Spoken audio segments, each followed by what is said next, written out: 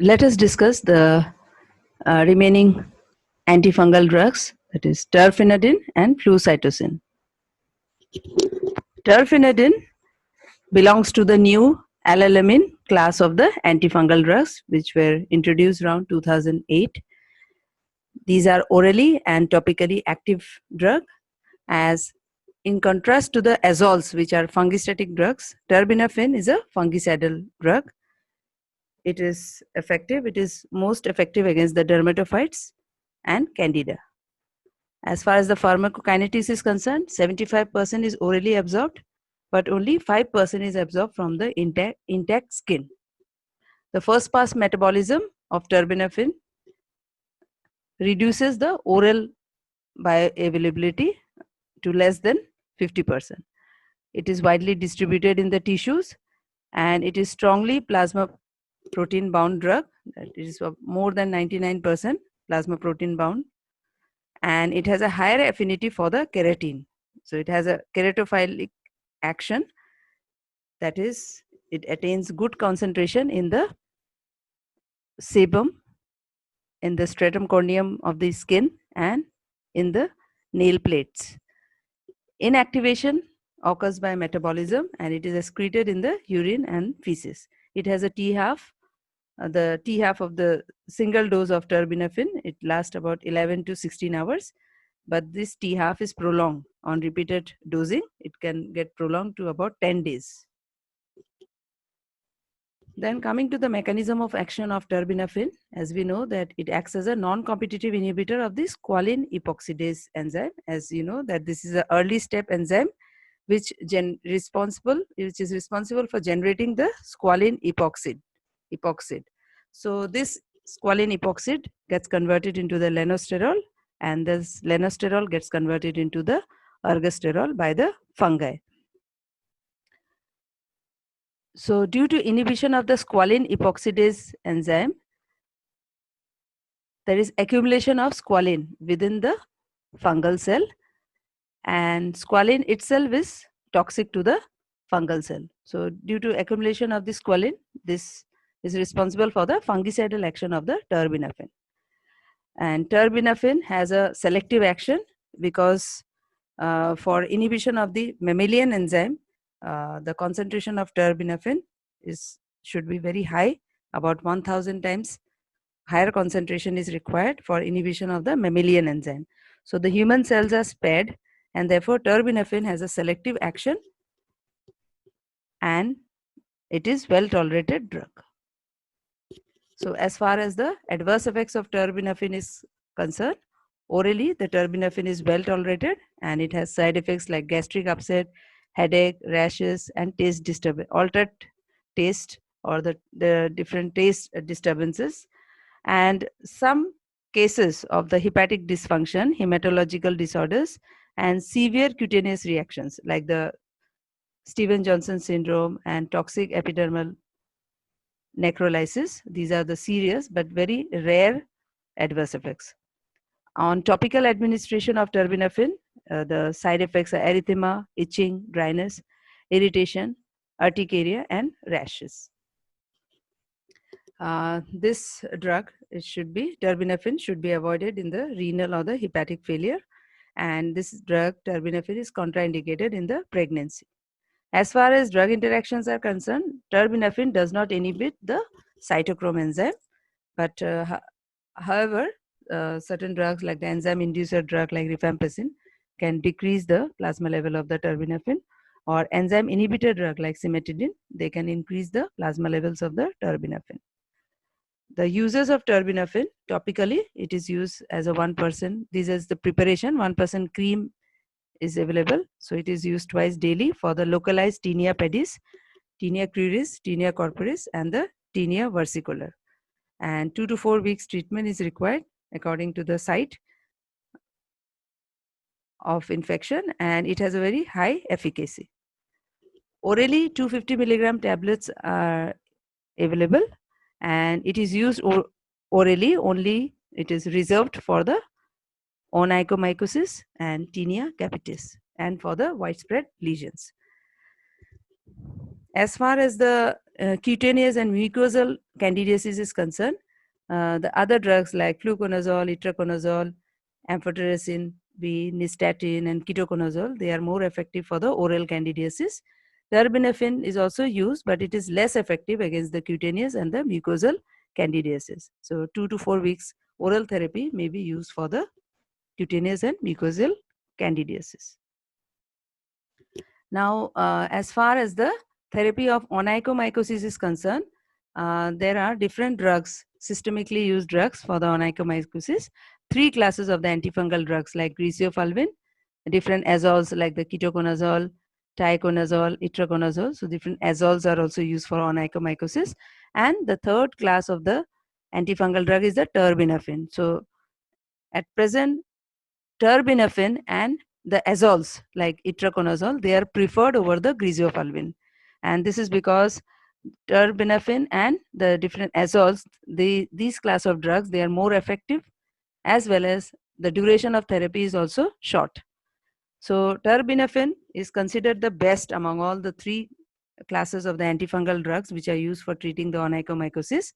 And this is because terbinafine is keratophilic and fungicidal action as compared to the other antifungal drugs, and it is also more effective than the griseofulvin, and also it is more effective than the itraconazole. The efficacy of terbinafine in the nail infection is more than 90%, and this is higher than the griseofulvin and itraconazole.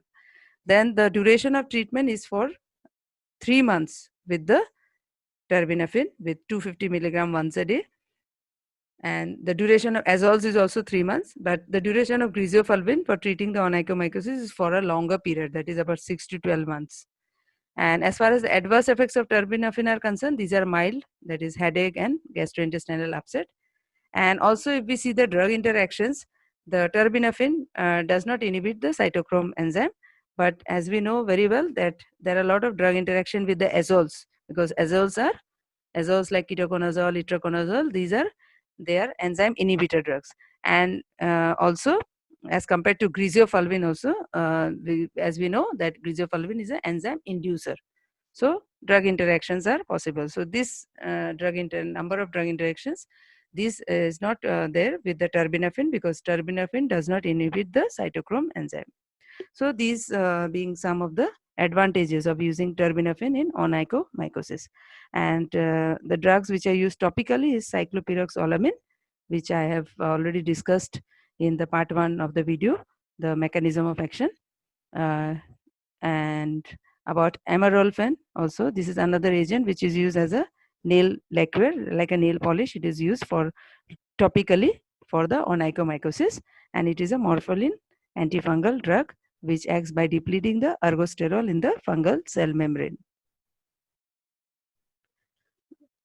Now coming to the next antifungal drug, that is flucytosine, and this is a agent which was introduced in 1960, and it is a fluorinated pyrimidine antimetabolite which is inactive as such, and after uptake into the fungal cells, it is converted to the 5-fluorouracil by the susceptible fungi. This is acted upon by the uridine monophosphate pyrophosphorylase enzyme, and it gets 5-fluorouracil gets converted into the 5-fluorodeoxyuridylic acid. The 5-fluorodeoxyuridylic acid is an inhibitor of the enzyme, that is the thymidylate synthetase enzyme. And this inhibition of the thymidylate synthetase enzyme, the production of thymidyllic acid is affected, and thymidyllic acid is a very important component of the DNA. So inhibition of the DNA synthesis takes place because of the flucytosine. Now this action of flucytosine is a selective action on the fungal cell, and this selective action on the fungal cell is achieved because mammalian cells, they have very low capacity for conversion of flucytosine into the 5-fluorouracil. So we achieve a selective action on the fungal cells by the flucytosine. So here we can see the mechanism of action of flucytosine, that flucytosine inhibits the DNA synthesis in the fungal cell. So coming to the action of the flucytosine has a narrow spectrum fungistatic action. So it has a fungistatic action, and narrow spectrum action is it is having action against a few number of the fungi. So it is active against the Cryptococcus neoformans, Torula, Chromoblastomyces, and few strains of the Candida. So other fungi and the bacteria, they are insensitive to the flucytosine. So very few fungi, it is effective. The flucytosine is active against few number of the fungi. Now, as far as the chromoblastomyces is concerned, here the flucytosine is used alone, and in Cryptococcus neoformans, it is used in combination with amphotericin B. And as far as the Candida is concerned, it is not preferred for treatment of the deep mycosis, including the candidiasis. And as of now, because of the occurrence of the toxicity, because toxicity associated with flucytosine, a few toxicities, and also the rapid development of the resistance. If it is used alone, the development of resistance has been reported, and also for the Candida, we are having better drugs. So for this, it is less use. As far as the adverse effects are concerned, but before the adverse effect, let's see the pharmacokinetics. It is absorbed orally, and it is widely distributed in the body, in the aqueous humor, and the CSF. And the plasma protein binding is minimal, and it has a T half of 3 to 6 hours. As far as the adverse effects are concerned, this is dose dependent, and there can be the bone marrow depression and gastrointestinal disturbances like the enteritis, colitis, and the diarrhea, and liver dysfunction also can take place, but it is mild and reversible. So toxicity of the flucytosine is, however, lower than the amphotericin B.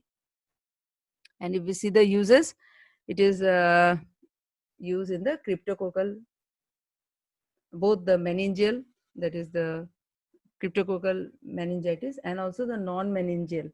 So non-meningeal cryptococcosis, which is including in the patients who are associated with acquired immunodeficiency syndrome. So in patients of AIDS, so these both types of the cryptococcus infections, the flucytosine is useful, but it is not used as a it is not used alone. It is used in combination with amphotericin B, so that you can prevent the rapid development of resistance. And because if resistance develop, then we cannot use it. The therapeutic failure will take place. So we are using it in combination. So it has also a synergistic action with amphotericin B, and flucytosine is also utilized because it can allow the reduction of the total dose of the amphotericin B. As we know, amphotericin B itself is toxic. So along with flucytosine, the dose of amphotericin B can be reduced. That is an advantage. And when we give the therapy with flucytosine, it is given only for 2 weeks along with the amphotericin B regimen, so that we can avoid the bone marrow toxicity. So flucytosine is given as a dose of 100 to 150 milligram per kg per day in 4 divided doses for the cryptococcal meningitis. And as far as the toxicity is concerned, the amphotericin B, we know that the renal toxicity, nephrotoxicity is associated with amphotericin B. So we must keep this in mind, and because this is again, this nephrotoxicity, it can again, this renal dysfunction can precipitate the flucytosine induced bone marrow depression and colitis. And the dose should be adjusted in the renal dysfunction, because amphotericin B is highly nephrotoxic. So these things should be kept in mind.